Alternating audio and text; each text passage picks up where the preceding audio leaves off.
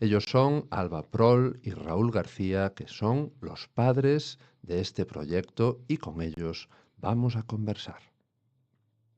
¿Qué tal? Buenos días, Alba. Muy bien, todos los grandes caminos terminan en uno mismo, ¿no? Decís vosotros en el documental. Y todos tenemos un motivo, ¿no? Para echarnos a caminar. En este caso, ¿cuál ha sido vuestro motivo? Quizás os habéis guiado por el sentido del olfato.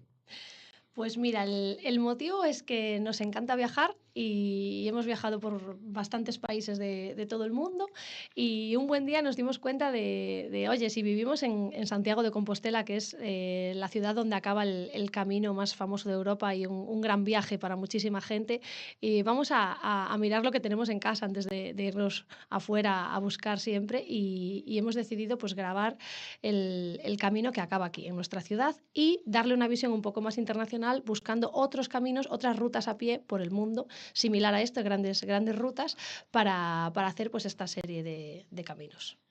¿Qué tal, Raúl? Muy buenas, muchas gracias César por invitarnos. Gracias a vosotros por venir, por compartir con vosotros esta experiencia tan maravillosa, que yo supongo que habrá sido, pues, no sé, para ti algo extraordinario, ¿no? Un poco cómo nace, ¿no? La idea, cómo surge.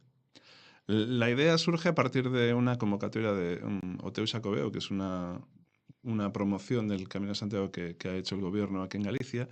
Y a partir de ahí, pues, como decía Alba, nos surgió la oportunidad de hacer un pequeño documental, pero la cosa creció muchísimo, muchísimo más de lo que nosotros esperábamos, porque decidimos darle una vuelta, no hacer un documental solo del Camino de Santiago, sino buscar por qué la gente camina alrededor del mundo. Y entonces nuestra idea es buscar y olfatear, como tú dices, historias a lo largo del mundo. Decidimos hacer unos cuantos caminos, 4 en este caso, uno distinto del otro, y a partir de ese documental que se estrenó en cines en España, pues funcionó bien, tuvo mucho más repercusión a nivel nacional e internacional de la que esperábamos, y a partir de ahí pues surgió hacer las series y seguimos haciendo caminos y es una aventura absoluta. Ujú. Estados Unidos, Perú, Japón, Camino de Santiago. Ese Camino de Santiago que hicisteis en pospandemia, ¿no? Que fue un momento de parón que quizás, pues bueno, os permitió vivir el Camino de Santiago de una manera diferente, ¿no? ¿Cómo fue ese camino, Alba? Sí, estábamos totalmente solos. De hecho, lo grabamos el primer día que abrió. Pues la pandemia fue en marzo, ¿no? Cuando nos cerraron, y yo creo que fue el 1 de julio que lo abrieron, o junio, era 1 de julio. Sí, estábamos acabando la serie, acabábamos de venir bueno, estuviéramos en 2019, a finales de 2019 en Estados Unidos, después fuimos a Japón en noviembre, y luego en enero fuimos a Perú, llegamos aquí en febrero, pandemia, y nos faltaba un camino, el que teníamos aquí, que teníamos pensado hacerlo en primavera, precisamente pues porque no está tan masificado y demás, y es un tiempo bonito para grabarlo y demás, es bonito, y pues primavera fue imposible. Entonces tuvimos que esperar a que reabriera y el 1 de julio nos echamos a andar. Fue la primera vez que salimos, digamos, a la calle, que nos echamos a la naturaleza después de la pandemia, y fue muy especial porque fue el único camino que pudimos hacer también con nuestro perro Limón, que los viajes internacionales no podemos, y llevamos a nuestro perrito y fue doblemente especial por eso, porque fue recién salidos de la pandemia y con él y con nadie. O sea que fue bastante peculiar. Sí, porque el Camino de Santiago, ¿cómo lo veis actualmente? Está en el candelero, es una situación ahora mismo donde hay mucho debate en torno a la masificación del camino, especialmente en algunas de las rutas. Es un debate que está sobre la mesa y obviamente hay que reflexionar mucho sobre eso porque si perdemos la esencia de lo que es un camino a pie, pues entonces perdemos al final el atractivo propio del camino y entonces estamos matando, porque al final también es una cuestión económica, obviamente, porque hay mucha gente en torno al camino y que es un medio de vida para muchas personas, pero se puede matar a esa gallina de los huevos de oro, en el sentido de que si ya no me atrae porque es tan masivo que es que yo quería caminar y encontrarme conmigo mismo y lo que estoy haciendo es encontrarme con cantidades ingentes de personas y me cuesta todo encontrar un sitio para comer, encontrar un sitio para dormir, encontrar un trayecto, un espacio de tiempo sin encontrarme a nadie para pensar en mí, aunque otras veces te apetezca encontrarte con gente, pues eso supone un tema. Entonces, obviamente el debate está ahí, hay mucha gente que está reflexionando sobre eso, nosotros no tenemos una fórmula para eso, pero está claro que hay que buscar soluciones para esto. Por ejemplo, nosotros en este podcast, en La Flecha Amarilla, uno de los motivos por el que hemos puesto en marcha este proyecto es precisamente para alimentar ese debate contemporáneo que debe haber. Vosotros tenéis una visión muy privilegiada en ese sentido, porque vivís en Santiago, conocéis lo que es el fenómeno de las peregrinaciones en Santiago, sobre todo en épocas de temporada alta, en temporada baja, en diferentes épocas del año, y tenéis la perspectiva comparativa de otros caminos del mundo. Entonces, con esas claves, eh, ¿qué diferencias veis? ¿Qué cosas veis que se podrían, digamos, mejorar? ¿Qué cosas se podrían hacer?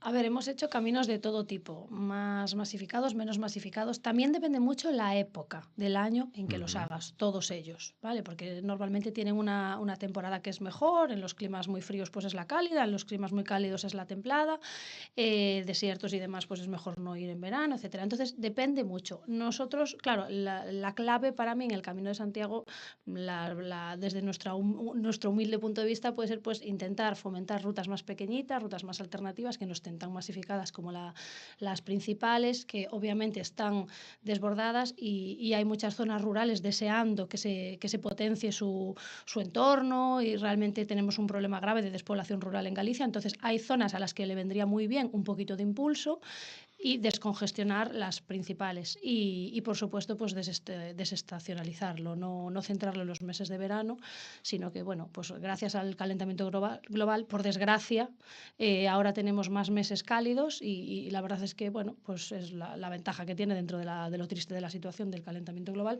es que se puede hacer el camino en meses pues marzo, abril, octubre, noviembre, se hace con unas temperaturas primaverales, incluso veraniegas perfectamente. Entonces intentar pues un poquito descongestionar zonas y meses muy concretos. Y es lo que vemos un poquito en todos los caminos. Sí, es cierto. Después hay otras fórmulas que tienen otros caminos, pero que a lo mejor no son operativas en caminos como el de Santiago, que son muy grandes. El camino Inca, por ejemplo, en Perú, pues tiene una cota de acceso con un volumen que no sé si es operativo, igual que pues aquí vas a las Islas Cíes y tienes que sacarte un permiso de paso y solo tantas personas pueden circular ese día por las islas, pues en el Camino Inca pasa lo mismo. Hay un cupo de 400 personas diarias que pueden acceder al camino y solo esas personas acceden. Y entonces, bueno, pues obviamente es imposible controlar en un camino como el de Santiago eso, pero sí puede haber alguna fórmula similar en ese sentido. Y después, vamos, yo qué sé, no sé si a lo mejor es que no conozco demasiado el tema, pero yo creo que eso, lo que decía Alba, primero, las rutas distintas en los caminos, por ejemplo, en el Camino de Costa Rica, que es un camino nuevo y además está inspirado en el Camino de Santiago, es un camino que nace de unas personas que hicieron el Camino de Santiago y decidieron hacer algo parecido allí. Pues ese camino nace, sale de la costa del Atlántico, del Mar Caribe, y termina en el Océano Pacífico. O sea, cruzas el continente y unes, se llama de mar a mar, ¿no? Pues ese camino lo hicieron pensando en las comunidades rurales, comunidades indígenas incluso, en las que no vivían absolutamente nada del turismo que en las zonas costeras, pues en un país tropical como Costa Rica y además de parques nacionales increíbles, donde atraen a muchísimo turismo, sobre todo americano y canadiense, pues lo que hicieron fue vamos a crear algo para atraer a mucha gente que le gusta la naturaleza, huir de esos parques que se están masificando y los vamos a destrozar y vamos a enseñarles otros parques que no están demarcados, pero que son también tan hermosos y te vas a encontrar igual de tucanes, serpientes y te vas a encontrar el hormiguero exactamente en los mismos lugares, pero caminando. Y eso es lo que han hecho. Entonces, perdón, y eso es lo que sería más o menos unas fórmulas posibles aquí. Ujú. Porque ¿cuáles han sido los caminos que habéis hecho? En el primer documental son 4 caminos, después hacéis, digamos, otra segunda y después, en la segunda etapa del documental, contadnos esos caminos, hablándonos un poco. Pues mira, en inicio, en orden cronológico, hemos hecho Estados Unidos, que es el Pacific Crest Trail, la costa oeste del Pacífico, va de la frontera de Canadá a México o de México a Canadá. Se puede hacer en 2 direcciones a lo largo de toda la costa oeste de Estados Unidos, por las crestas, es todo a través de montañas. Después el Kumano Kodo en Japón, que es una peregrinación hermanada con el Camino de Santiago. Que es circular. Sí, es una red de caminos, una red circular, no va de punto a punto, sino que es una red, no tiene un inicio y un final, y atraviesa ciertos templos muy famosos de la zona, y bueno, es una peregrinación con templos religiosos. El Pacific Crest Trail, por el contrario, es una ruta puramente natural, todo alta montaña, montaña, desierto también, perdón, desierto al final y demás. Estados Unidos, Japón, Perú, el Camino Inca, que sí que es una ruta que empieza en un punto y acaba en el mismo punto todo el mundo, que es el Machu Picchu. Y después hemos hecho el Camino de Santiago, que fue el cuarto, como decimos, que grabamos después de la pandemia.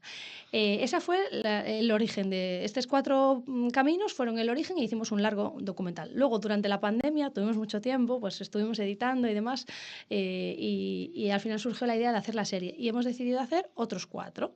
Entonces fuimos a grabar a Jordania, el Jordan Trail, que va por el desierto, también se puede hacer en 2 direcciones, dependiendo de la época del año, de norte a sur o de sur a norte. El Camino de Costa Rica, que como bien explicó Raúl ahora, va por el interior del país de costa a costa. Y el Monte Olimpo en Grecia, el ascenso al Monte Olimpo en Grecia, que es el más corto de todos, lo hicimos en 3 días. Se puede hacer en 4, 2 días ascender y 2 días descender, lo hicimos en 3 días. Es el más corto, pero es muy intenso, muy duro. Y por último, en Turquía, la ruta Alicia, una ruta por el sur de Turquía, por bueno, una costa azul turquesa, playas paradisíacas, un mar Mediterráneo espectacular. Peregrinos de la vida, Alba, Frol, Raúl García, con los que estamos conversando aquí en la Flecha Amarilla, en directo, precisamente para contaros pues muchas de estas experiencias tan maravillosas que ellos han tenido guiados pues por ese sentido del olfato, ¿no? El sentido del olfato que, como decimos, tratamos de vivir la experiencia de la peregrinación con los 5 sentidos, que muchas veces cuando volvemos a lo esencial, cuando volvemos a caminar, ¿por qué caminas, no? Como dice ese muchacho en el tráiler, pues camino porque tengo piernas. Eso nos hace volver al origen, Raúl, nos hace volver a la esencia de lo que somos. ¿Qué habéis visto en esos motivos, en esas experiencias, en esas historias que habéis ido a buscar? Está claro que hay tantos motivos para caminar como personas que hacen el camino.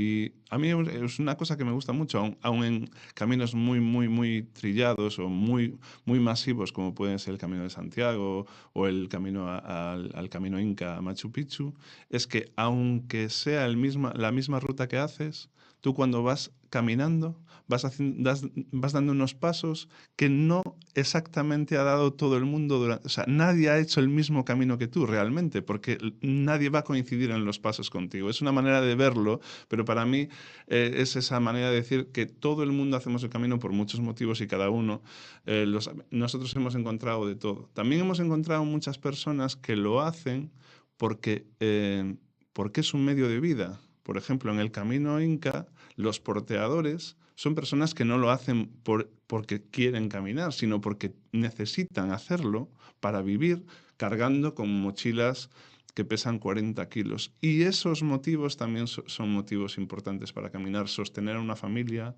que tus hijos puedan crecer, como decía uno de los porteadores, que mi hijo no tenga que hacer el camino de esta manera, sino que pueda hacerlo de otra manera. Sin la necesidad de estar cargando con este peso, que lo pueda disfrutar, porque yo he hecho cientos o decenas de caminos y todavía no he tenido la oportunidad de disfrutar de Machu Picchu, pues eso, que hay muchísimas formas de hacer el camino y muchos motivos. Alba, ¿con qué historia te quedarías si tuvieras que escoger alguna historia potente de todas las que has conocido?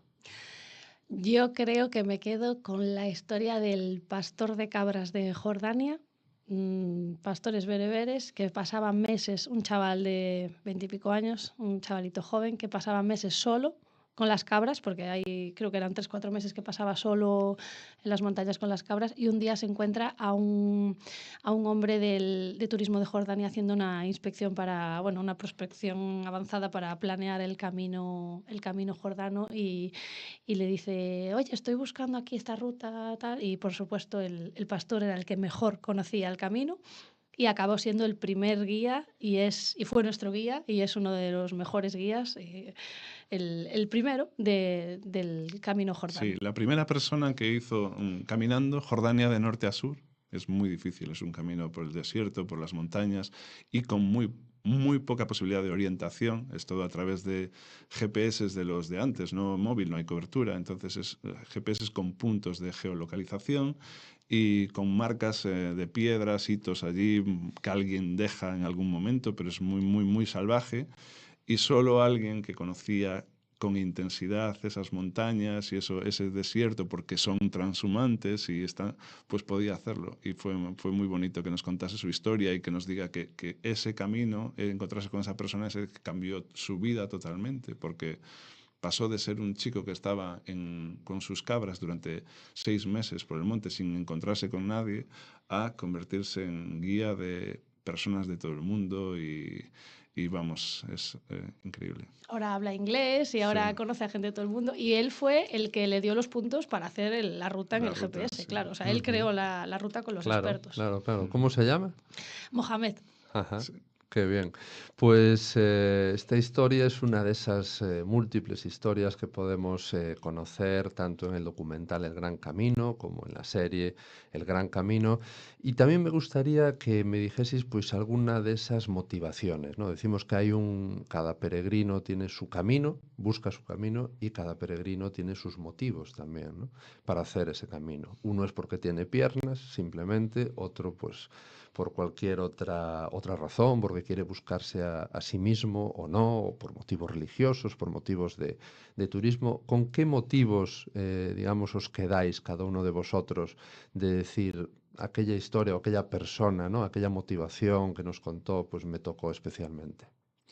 A mí me tocaron muchas y no te voy a contar las que más me tocaron, porque también me gustaría que vieses la serie, pero te va, No vas a hacer spoiler. spoiler, pero sí que te voy a contar una que me hizo mucha gracia, porque es graciosa al mismo tiempo, pues obviamente está reflexionada, esa reflexión que nos hacía un chico en el Camino de Santiago después de la pandemia y que decía, era un chico italiano, de los pocos que hicieron el camino, que lo podían hacer, no se podía viajar entre Italia y España en ese momento, pero él estaba en España por un no sé qué motivo y tuvo que pasar aquí la pandemia y después dijo, pues voy a hacer el camino porque así ya termino mi periplo en España.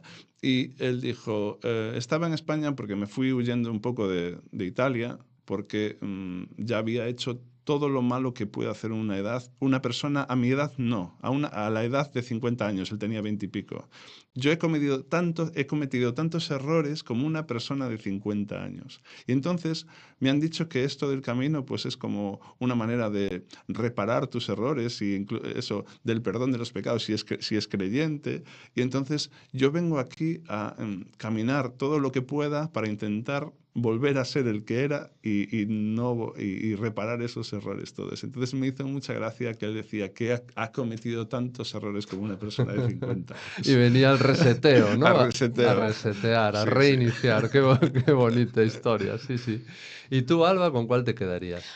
Pues no, creo que no puedo elegir una. O Ujú. sea, pero bueno, en general eso son historias de gente que necesita pues una pausa en el camino, que están empezando una nueva etapa, acabando una etapa, cerrando ciclo y viene muy bien para limpiar y purificar el alma y empezar otra etapa con energía. Desde luego es la mejor recarga de pilas que puede haber. Estar unos días sin móvil, sin internet, sin cobertura y recomiendo muchísimo los caminos sin cobertura. O sea, el desierto, que no hay manera ni cuando llegas a la Jaima, a la tienda, a la noche no hay wifi ni siquiera en el campamento, es lo mejor, estar unos días de desconexión. A lo mejor en vez de plantearse la digitalización de los caminos y estas historias, igual teníamos que plantearnos el tener unos inhibidores de frecuencias para que impidiesen tener cobertura, Qué ¿no? ideaza. En el camino de Totalmente. Santiago. Qué ideaza. Y a lo mejor eso ya era un filtro invisible, que Y alguna gente ya no haría el camino. que lo implementen ya. Podría ser una buena idea, porque sí que es cierto que esa desconexión que propicia el camino, ese volver al origen, volver al ritmo de nuestros pasos, a sentir con los 5 sentidos, a que se despierte el sexto sentido. Os voy a preguntar sobre el sexto sentido antes de que nos despidamos. El sexto sentido es ese sentido que nos conecta con lo misterioso, ¿no? ¿Habéis percibido en algún momento del camino pues ese tipo de historias, ¿no? De que, pues como este pastor, como Mohamed, ¿no? Que de repente él sabe que encontrarse con ese hombre no fue una casualidad, que fue un milagro, ¿no? Y que eso estaba escrito que tuviese que suceder. Supongo que él lo habrá contado, ¿no? Y que eso pasa mucho en el camino. Nos ha pasado, y te digo que nos ha pasado no solo una vez, sino nos ha pasado siempre. En todos los caminos que hemos hecho, nos ha pasado siempre. Y te voy a contar lo que a veces, y no somos muy místicos nosotros, ni nada que ver, pero a nosotros nos ha pasado que muchas veces tú, como eres un profesional que estás intentando hacer un documental, no solo estás haciendo un camino por el placer de hacerlo, por desconectar, sino tú estás buscando historias, olfateando esas historias. Y por lo que sea, pues a lo mejor no encuentras la historia que quieres o no has dado con eso que dices, lo tengo, con eso, ahora sí lo tengo, ahora sí que tengo lo que yo venía a buscar aquí. Pues en muchas ocasiones, aunque llevábamos una preproducción muy grande, con personas, con lugares buscados, pues aún así grabábamos y decíamos, sí, pero nos falta encontrar. Y siempre, en algún determinado momento, y casi siempre al final de todo, sucedía que aparecía y venía una persona, o encontrabas un lugar, o encontrabas una historia, o te pasaba algo que tenías que contar porque era maravilloso. Siempre hacia el final nos ha pasado, nos ha venido esa luz, y yo creo que va por ahí unas cosas. Ese sexto sentido. ¿Tú Sí. qué dices, Alba? Sí, siempre hay un día que suele ser el último o el penúltimo y decimos, ya está, ya llegó, esta es la entrevista mágica. O sea, esta es la magia que nos faltaba porque te encuentras muchos viajeros, bueno, pues algunas historias tienen más encanto, otras menos, otras tal, pero siempre queremos como algo que vaya un poco más allá y suele llegar el último día y decimos, vale, ya está. Ahora el último día podemos tomarnos un día de descanso, o Sí, unas sí. horas de descanso, porque hubo algún camino que estuvimos 15, 20 días sin parar y la última tarde es como, ¡buah! Vamos a descansar una tarde y ver el atardecer, ya. Claro, porque al final el camino para vosotros no solo es camino, sino que también es trabajo, Exacto, estáis haciendo un documental, pero exacto. sí que este tipo de sensaciones, ¿no? De que al final, después de abrir los 5 sentidos, después de vivir según el ritmo que nos marca la naturaleza y el ritmo que nos marcan nuestros propios pasos, de algún modo volvemos a conectar con algo especial que nos abre las puertas de lo desconocido, de lo misterioso, ¿no? Que llamémosle como queramos, de lo trascendente, ¿no? Que es a lo que siempre le hemos llamado pues ese sexto sentido, esa intuición o ese canal, ¿no? Que nos conecta con otras dimensiones pues que no conocemos muy bien y que uno se da cuenta y dice esto pasó pues porque tenía que pasar, ¿no? Y que es muy difícil explicarlo con palabras a alguien que no haya hecho nunca el Camino de Santiago, por ejemplo, u otros caminos. ¿Creéis que debería de ser obligatorio, además de los inhibidores de frecuencias, hacer el Camino de Santiago?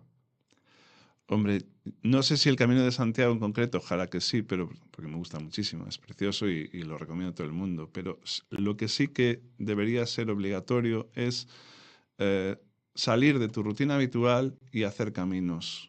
Hacer caminos como puedas. Hay gente que puede caminar 5 kilómetros, hay gente que va en silla de ruedas, hay gente que tiene que ir en bicicleta y hay otros que les gusta hacer 6 meses de camino como el Pacific Crest Trail. Pero sí, caminar, salir y conectar con la naturaleza, dejarse del día a día, eso es totalmente necesario y para mí es casi como comer, necesario. Alba. Sí, yo como dije antes es la purificación anual. Creo que deberíamos hacer un camino al año. Ahora, de hecho, hizo ahora 2 años que hicimos el último y se lo estaba diciendo a Raúl que ya necesito otro camino para limpiar. Claro, pues con ese mensaje nos quedamos. También vosotros, este camino ha venido con un pan debajo del brazo, con un bebé que se llama Aldán, que también os ha hecho parar, ¿no? El camino. De hecho, ahora teníais que hacer más temporadas del Gran Camino, pero las cosas tienen que esperar porque hay prioridades en la vida. Sí, Así que también le enviamos un saludo aquí al señor Aldán, que nos estará escuchando por el streaming que estamos haciendo a través de YouTube, desde la guardería, donde lo acabáis de exacto. dejar, y os dejamos que volváis también vosotros al doblaje de esa serie El Gran Camino que os recomendamos. ¿Dónde se puede ver? ¿Dónde puede verla la gente? En un montón de canales de televisión, ¿no? Sí, es difícil.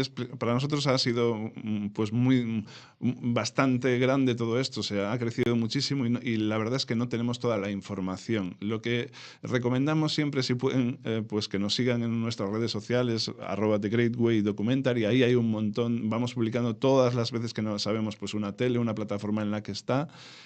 Sí que sabemos que pues, aquí en España, por ejemplo, en Galicia ahora mismo está colgada el documental en abierto en la plataforma que ha creado la Televisión de Galicia, Sí. galega.gal. Ujú.